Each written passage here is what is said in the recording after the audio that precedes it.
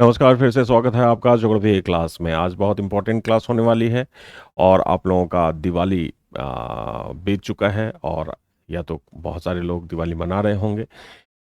तो दिवाली की शुभकामनाएं सबों को। और नया जो वर्ष है ये आप लोगों के लिए खुशियों भरा हो, खुशियों से भरा हो और सबको अपनी मंजिल मिले। इसी शुभकामना के साथ आज की क्लास हम आपकी शुरू करते हैं।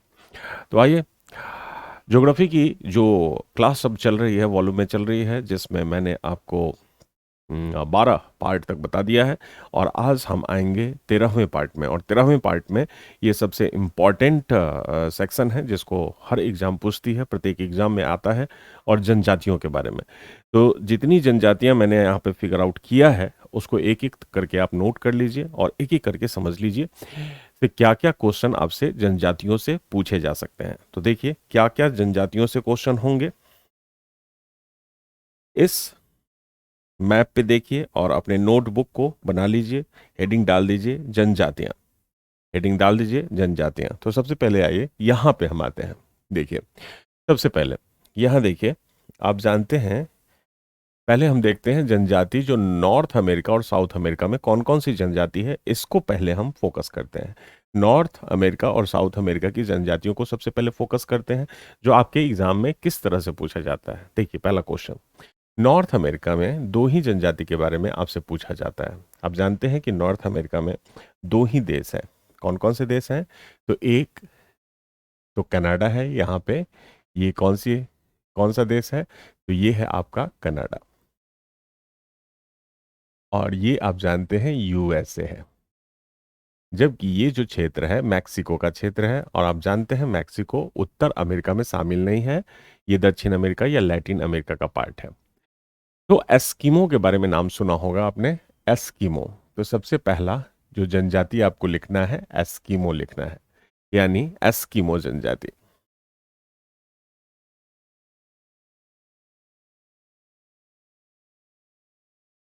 एस्किमो जनजाति।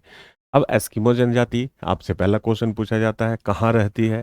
तो आप जानते हैं ये टुंड्रा प्रदेश में रहती है। तो एस्किमो के बारे में जो क्वेश्चन होगा आपसे, कि पहला क्वेश्चन आपसे पूछा जाएगा कहाँ रहती है, तो ये टुंड्रा प्रदेश में।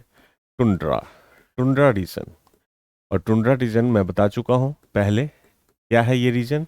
तो एक ऐसा क्षेत्र है जहाँ जाड़े में यानी विंटर सीजन में बर्फ कवर्ड हो जाती है, बर्फ ढक जाता है, और गर्मी जैसे ही आएगी वह वहाँ पे लाइकिन, कवक या फंगी वगैरह आ जाते हैं। तो विंटर में यहाँ पे बर्फ का की चादर फैली होती है, और विंटर में ये जो एस्किमो है टुंड्रा रीजन में, ये बर्फ के घर बना लेते हैं। और याद रखिएगा इसी घर को हम कहते हैं इग्लू। नाम याद रखिएगा, क्या कहते हैं इसको? इग्लू कहते हैं। ये भी क्वेश्चन पूछा जाता है कि ये जो इग्लू है इसमें जो बर्फ की चादर बनती है या बर्फ की दीवार बनती है, ये दीवार कितने लेयर में होता है? तो दो लेयर में बनाते हैं ताकि अंदर गर्मी बनी रहती है। इन लोगों का कॉन्सेप्ट है दो लेयर में। तो ये टुंड्रा रीजन का जो क्षेत्र है एस्किमो का, आप याद रखिएगा, ये उत्तरी कनाडा में है, यानी नॉर्थ कनाडा और ग्रीनलैंड। याद रखिएगा कहाँ है ये? नॉर्थ कनाडा और ग्रीनलैंड। तो एस्किमो का जो क्षेत्र है वो कनाडा और ग्रीनलैंड है। टुंड्रा प्रदेश आप समझ गए। टुंड्रा प्रदेश एक ऐसा प्रदेश होता है जहाँ पे वनस्पति विहीन जलवायु होती है, यानी वहाँ पे कोई वनस्पति उग नहीं पाती, सिर्फ लाइकेंस फैले होते हैं जो अच्छा पर्यावरण के सूचक भी होते हैं। क्वेश्चन ये भी पूछा जाता है आपसे, पर्यावरण के सूचक होते हैं। अब जरा देखिए ये जो एस्किमो है ये क्या क्या करती है। तो ये क्या करती है कि सील एक मछली है, समुद्री मछली है। तो ये क्या करती है, सील की चर्बी से आग जलाती है। सील की चर्बी को क्या करेगी? आग जलाएगी, इसे आग जलाती है और गर्मी पाती है। दूसरा ये मत्स्य आखेटक और मत्स्यन करती है, यानी टुंड्रा रीजन में ही समुद्र में आप देखेंगे बर्फ के नीचे मछलियां जो जिंदा रहती है उसको एक भाले से बैठे बैठे मारती है, और सीधे इतना इनका निगाह तेज होता है एस्किमो का। दूसरा किरीबू एक बारहसिंगा की वैरायटी है। किरीबू, कैरिबू, करीबू एक जानते हैं एक बारहसिंगा है, करीबू, याद रखिएगा, करीबू। बारहसिंगा है एक, याद रखिएगा, बारहसिंगा है ये। तो इस बारहसिंगा का मांस खाती है ये जो एस्किमो है, करीबू बारहसिंगा का मांस खाती है, और इससे जो निकलने वाला जो खाल होता है उसी का वस्त्र बना लेती है, उसी का वस्त्र पहनती है। तो याद रखिए, तिल के चर्बी का उपयोग करके आग लगाती है, यानी आग जलाती है, जिससे गर्मी मिलता है इनको। और करीबू एक बारहसिंगा की वैरायटी है, उसका मांस खाती है और उसके खाल से वस्त्र बनाती है। दूसरा, इनकी एक गाड़ी होती है जिस पे ये बर्फ पर फिसलती है, जिसको हम कहते हैं स्लेज, याद रखिएगा, स्लेज। स्लेज क्या है? कार्ट है। कार्ट का मतलब क्या होता है? गाड़ी। आप कभी पर्वतीय क्षेत्र में पर्यटक के रूप में अगर जाते हैं और वहां पे अगर ग्लेशियर होता है, जैसे आप चले जाएं जम्मू कश्मीर में, चंदनबाड़ी, गुलमर्ग, वहां पे स्लेज पर्यटकों के लिए बना के रखते हैं, और ऊपर से चोटियों से आपको छोड़ देंगे उसी पे बैठा के फिसलने के लिए। तो ये पर्यटक लोग करते हैं, ये वास्तव में एस्किमो जनजातियां अपनाती हैं। रेनडियर एक बारहसिंगा की वैरायटी है, रेनडियर, ये भी ये पालते हैं, रेनडियर, बारहसिंगा। तो इस क्षेत्र में बारहसिंगा होता है, तो आप समझ गए एस्किमो से क्या क्या क्वेश्चन पूछे जा सकते हैं। दूसरा, अगर आपसे पूछा जाए कि एस्किमो कौन सी निर्जाति है, जैसे निर्जाति का मतलब होता है, जैसे आप देखेंगे चीनी को, तो छोटे कद उनका छोटा होता है, रंग गोरा होता है, आंखें छोटी होती है। तो इन सबको जैसे ही आप देखते हैं तो कैसे कह देते हैं कि ये चीनी है, या आप देखेंगे किसी को तो आप कह देंगे यूरोपियन है, या किसी को देखेंगे आप कहेंगे निग्रो है, हब्सी है। तो ये जो आप अलग से पहचान लेते हैं कि ये इस क्षेत्र का है, इसी को कहते हैं निर्जाति, इथनिक्स ग्रुप्स। तो उसमें कहा जाता है प्रजातियों को शरीर के बनावट के अनुसार पहचाना जाता है। तो इसी तरह से जितनी चीनी लोग हैं वो मंगलोइड्स हैं, मंगलोइड्स हैं। और याद रखिएगा, ये जो एस्किमो है ये भी मंगलोइड है। क्या है ये? मंगलोइड।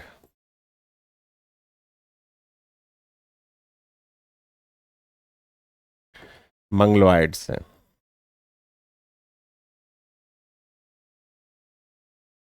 ये मंगलोइड्स हैं।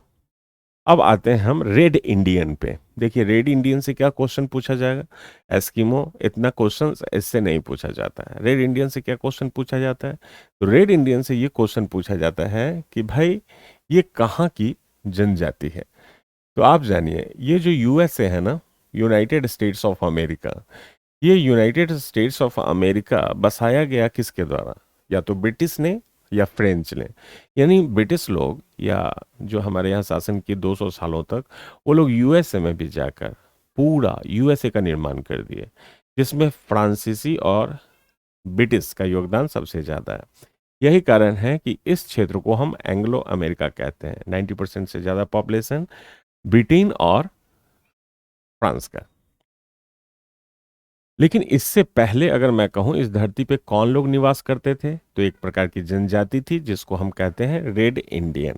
तो याद रखिएगा, रेड इंडियन कहाँ की जनजाति है? तो ये अमेरिका की जनजाति है। ये जरूरी नहीं कि सिर्फ नॉर्थ अमेरिका में ही थे, साउथ अमेरिका के भी क्षेत्र में रेड इंडियन थे, जिसमें अब सिर्फ बचे हुए हैं रेड इंडियंस कुछ मात्रा में नॉर्थ अमेरिका में, यूएसए में। तो रेड इंडियंस आप समझ गए। तो नॉर्थ अमेरिका के दो जनजाति को आपको याद रखना है, एक एस्किमो, दूसरा रेड इंडियन। अब आते हैं मैक्सिको में। देखिए, मैक्सिको, मैक्सिको में जरा मैं आपको बता दूं, तो मैक्सिको में आपको दो जनजाति को याद रखना है। कौन कौन सा जनजाति? तो याद रखिएगा, एक है मैक्सिको में मैस्टिजो, मैस्टिजो जनजाति, मैस्टिजो, मैस्टिजो, ये जो मैस्टिजो है। और एक है लकादीन, लकादीन जनजाति। याद रखिएगा, कौन सी जनजाति? तो लकादीन जनजाति। तो ये जो आप देख रहे हैं यहाँ पे, ये जो क्षेत्र है ये मैक्सिको का क्षेत्र है, मैक्सिको देश है।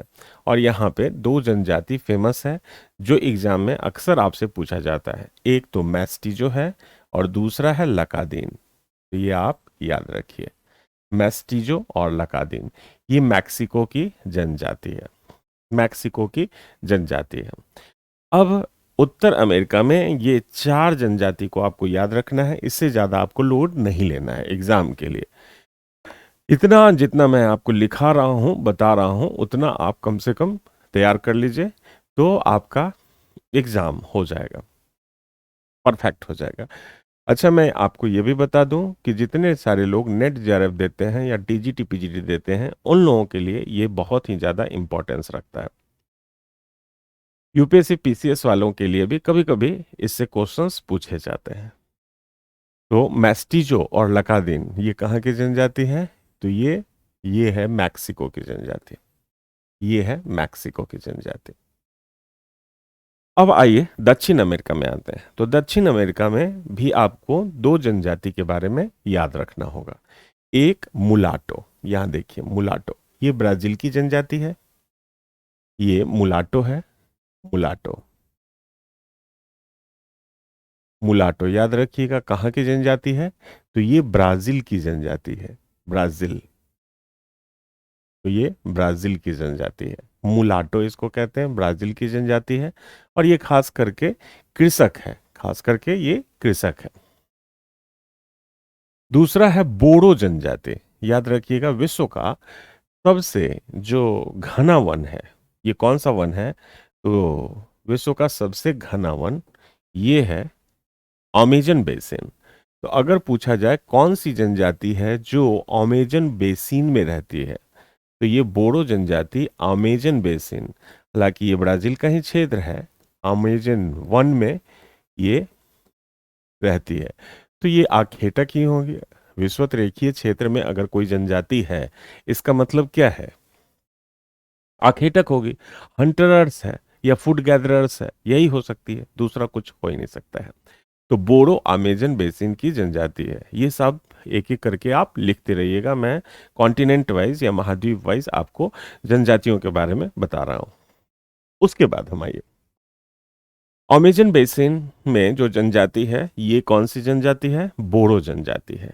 अब हम थोड़ा सा ध्यान देते हैं यहाँ यूरोप में और एशिया में, यानी हम आते हैं इस यूरेशिया के क्षेत्र में कौन कौन सी जनजाति है। यूरेशिया,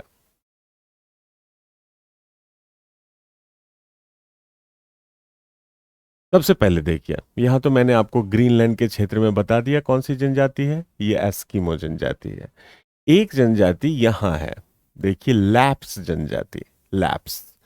तो लैप्स जनजाति के बारे में आपको क्या याद रखना है? देखिए लैप्स, तो लैप्स जनजाति के बारे में आपको याद रखना है कि ये स्कैंडिनेवियन, ये स्कैंडिनेवियन नेवियन देशों में रहती है। और स्कैंडिनेवियन देश में कौन कौन से देश आते हैं? तो यहाँ पे देखिए कौन कौन से देश हैं। तो एक है नॉर्वे, दूसरा है स्वीडन, तीसरा है एक आइसलैंड, और चौथा है डेनमार्क। समझ गए? तो ये जो स्कैंडिनेवियन देश है, उसमें लैप्स जनजाति रहती है। तो लैप्स का संकेंद्रण आप जानते हैं 2 जगह पे जाता है, एक नॉर्वे में, एक स्वीडन में।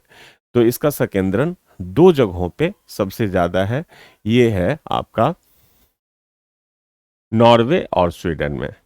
अब जरा देखिए चुकची सी, ये चुकची जनजाति, ये देख रहे हैं यहाँ पे, ये जनजाति जिसका नाम है चुकची, ये देखिए ये चुकची जनजाति, ये कहाँ की जनजाति है? अगर मैं आपसे क्वेश्चन करूं कि चुकची ये रूस की जनजाति है, याद रखिएगा ये कहाँ की जनजाति है?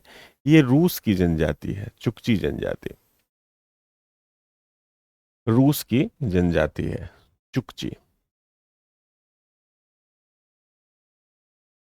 चुकची ट्राइब्स, तो जनजाति को क्या कहते हैं? ट्राइब्स कहते हैं। तो चुकची जनजाति जनजाति ये रूस की जनजाति है, याद रखिएगा रूस की जनजाति। तो जाहिर सी बात है ये चुकची सी के आसपास है, चुकची सागर उसके आसपास है। तो ये भी आखेटक ही है, यानी आखेटक का मतलब हंटरर एंड फूड गैदरर। दूसरा है यहाँ पे सेमोइड्स, सेमोइड्स जनजाति, ये साइबेरिया की जनजाति है, सेमोइड्स। तो सेमोइड्स जनजाति कहाँ की जनजाति है? सेमोइड्स ये है कहाँ की जनजाति? तो ये है साइबेरिया रीजन में रहती है, साइबेरिया, साइबेरिया में रहती है।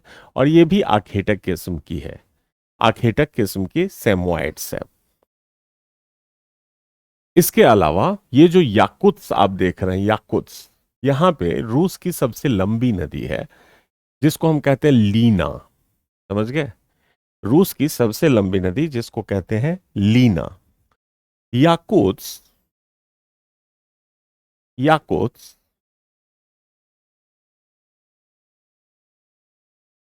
ये लीना बेसिन में रहती है और घोड़े पालती है। ये याकुत्स जो है ये घोड़े पालते हैं। ये लीना बेसिन में रहती है, लीना बेसिन। लीना बेसिन आप समझ रहे हैं। लीना मैंने आपको बताया था, नदी जो है लीना है, ये रूस की सबसे लंबी नदी है, लीना नदी। वहीं पे रहते हैं ये याकुत्स।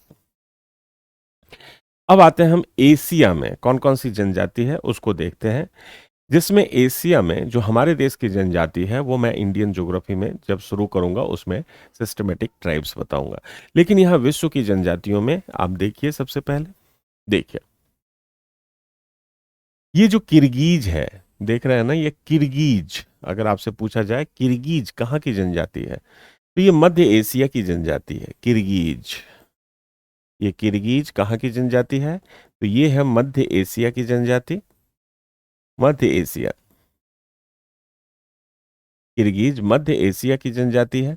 लेकिन इसका संकेंद्रण कहाँ पे है? तो याद रखिएगा, मध्य एशिया में जो देश हैं जैसे किर्गिस्तान है, कजाकिस्तान है, उसमें कजाकिस्तान में सबसे ज्यादा है, कजाकिस्तान। कजाकिस्तान में ये जनजाति का केंद्रण है, किर्गिज। ये किर्गिज एक तरह की पशुपालक जनजाति है, यानी पशुओं को चराती है, घुमक्कड़ लाइफ बिताती है पशुओं, यानी किर्गिज पशुपालक है। ये नोमैडिक हर्डरर है। कजाक, कजाक भी कजाकिस्तान की है। सॉरी, यहाँ पे मैं थोड़ा सा कंफ्यूज हो गया। ये जो किर्गिज है ये किर्गिस्तान में है, किर्गिस्तान, सॉरी, किर्गिस्तान। किर्गिस्तान मध्य एशिया का ही एक देश है जहां किर्गिज पशुपालक जनजाति है। कजाक, उसके बाद मैंने लिखा हुआ है कजाक। ये कजाक जो है ये भी मध्य एशिया में है, लेकिन ये कहाँ की जनजाति है? कजाकिस्तान की, कजाकिस्तान की जनजाति। और ये कौन सी जनजाति है? तो ये भी पशुपालक है, कजाक, ये पशुपालक जनजाति है। उसके बाद यहां आइए, ये है सऊदी अरब, और इस सऊदी अरब में बद्दू एक जनजाति है, बद्दू। बद्दू अगर आपसे पूछा जाए कहाँ की जनजाति है, तो ये बद्दू दक्षिण सॉरी सऊदी अरबिया, सऊदी अरब की जनजाति है। ट्राइब्स, बद्दूज, ये भी घोड़े पालती है, बद्दूज भी घोड़े पालती है। इसके बाद ये जो आप देख रहे हैं पाकिस्तान, पाकिस्तान में एक खास जनजाति है, पाकिस्तान की एक खास जनजाति है, जैसे नाम सुना होगा अफरीदीस। ये अफरीदी कहाँ की जनजाति है? तो पाकिस्तान की जनजाति है, अफरीदी। अफरीदी कहाँ की जनजाति है? ये पाकिस्तान की जनजाति है, पाकिस्तान की जनजाति अफरीदीज है, अफरीदीज पाकिस्तान की जनजाति है, अफरीदीज पाकिस्तान की जनजाति है। सबको राइट डाउन करते रहिए, और जितना मैं बता रहा हूं उससे ज्यादा ट्राइब्स में क्वेश्चंस नहीं पूछे जाते हैं। अब जरा देखिए, यहां पे एशिया में एक देश है, अब जानते हैं हमारे समुद्री पड़ोसी देशों में ये कौन सा देश है? तो श्रीलंका। और श्रीलंका में दो जनजाति आप याद रखिएगा, ये एक मूड़ जनजाति जो कृषक है, और वेद्दा, ये भी कृषक है। तो वेद्दा कई बार आपसे पूछा गया है, वेद्दा और मूड़। तो वेद्दा तो कई बार पूछा गया है कि वेद्दा कहाँ की जनजाति है? तो ये श्रीलंका की जनजाति है, याद रखिएगा कहाँ की जनजाति है? श्रीलंका की। और दूसरा है मूर, मूर कहाँ की जनजाति है? तो ये भी श्रीलंका की जनजाति है। ये सब कृषक हो चुके हैं। अब देखिए नेक्स्ट, यहां पे आइए, एशिया में। यहां पे आप जानते हैं कि एक देश है, कौन सा देश है ये? तो ये देश है जापान। और यहां एक जनजाति है एनु जनजाति, एनु। तो जापान में एक फेमस जनजाति है एनु। एनु जनजाति जापान की जनजाति है, जापान की जनजाति। एनु जनजाति जापान की जनजाति है, याद रखिएगा। कहाँ की जनजाति है? जापान की जनजाति। एनु जापान की जनजाति है। उसी तरह से विषुवत रेखीय क्षेत्र में कुछ जनजातियां रहती हैं, जैसे पापुआंस। पापुआंस नाम सुना होगा आपने, पापुआंस। तो पापुआ न्यू गिनी हमने आपको बताया था। तो पापुआंस एक जनजाति है जो रहती कहाँ पे है? Papua New Guinea. क्या बताया था हमने? न्यू गिनी ये जो है वर्ल्ड का दूसरा सबसे बड़ा द्वीप है। न्यू गिनी वर्ल्ड का दूसरा सबसे बड़ा द्वीप है। यहाँ पे एक जनजाति है पापुआंस।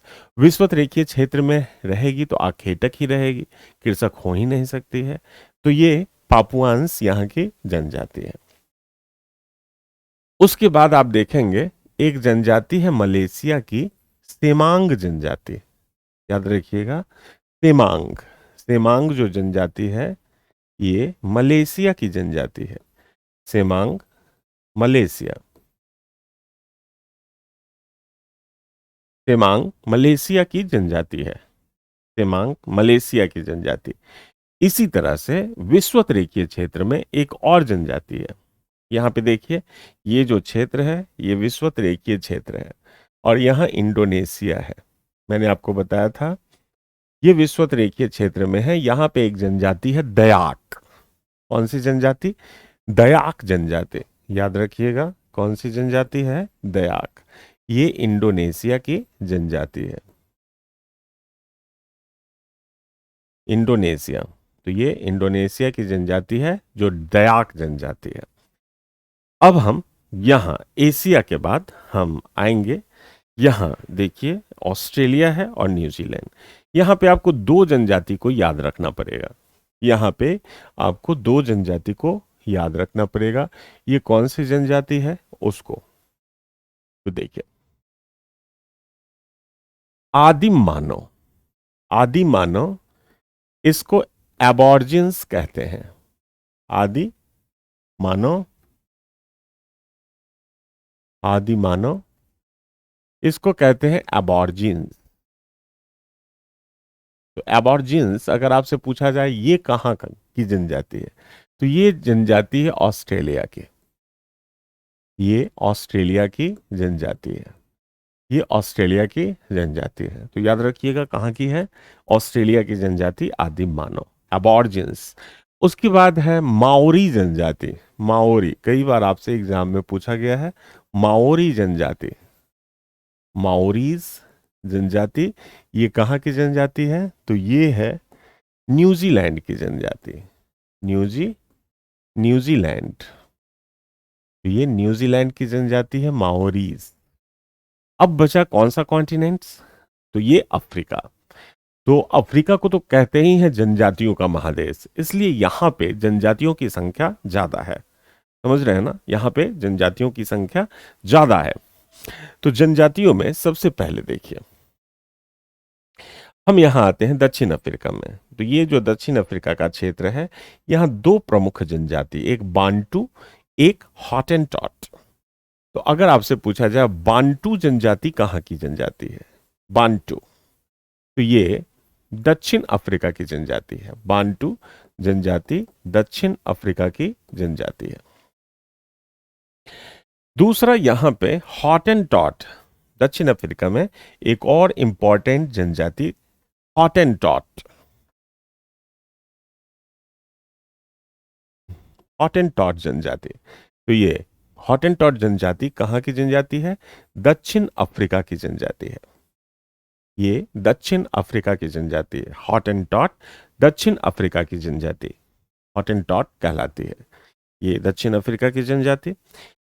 अब आइए यहां अफ्रीका में एक जगह है जहां पे काला हारी रेगिस्तान है। आपको मैंने बताया था रेगिस्तानों में कि कालाहारी रेगिस्तान है कहाँ। कालाहारी रेगिस्तान कहाँ है? तो कालाहारी रेगिस्तान है बोत्सवाना में। बोत्सवाना, बोत्सवाना दक्षिण अफ्रीका के ऊपर आप देखेंगे। और यहीं पे रहती है कौन? बुशमैन। ये भी एक हंटरर है, यानी शिकारी जनजाति है। और नोमैडिक ये कहा जाता है। अनाबदोस लाइफ हंटरर है, फूड गैदरर है। बुशमैन कालाहारी रेगिस्तान में रहती है। देखिए, बुशमैन एक खास प्रकार की चर्बी का प्रयोग करती है। वहां पे कालाहारी रेगिस्तान में कीड़े मकोड़े बहुत ज्यादा हैं, उससे बचाव के लिए ये चर्बी और एक तरह का लेप शरीर पे लगाती है, जिससे कीड़ों मकोड़ों का सुरक्षा हो सके, यानी शरीर में उसका नुकसान कम हो सके। तो एक तरह की चर्बी, खास चर्बी का उपयोग करती है। इसके अलावा यहाँ पे मसाई, देखिए ये जो क्षेत्र है ना, ये केन्या का क्षेत्र है। यहाँ पे मसाई एक जनजाति है, मैंने तीर से यहाँ पे बनाया है मसाई। तो याद रखिएगा, मसाई कहाँ की जनजाति है?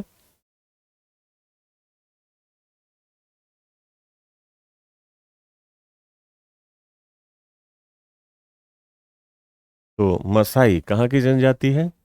ये केन्या की जनजाति है, पशुपालक है ये, यानी ये केन्या, याद रखिएगा। या फिर पूर्वी अफ्रीका अगर आए तो भी आप इसको दे सकते हैं, पूर्वी अफ्रीका। तो ये पूर्वी अफ्रीका की जनजाति है मसाई, ये पशुपालक है।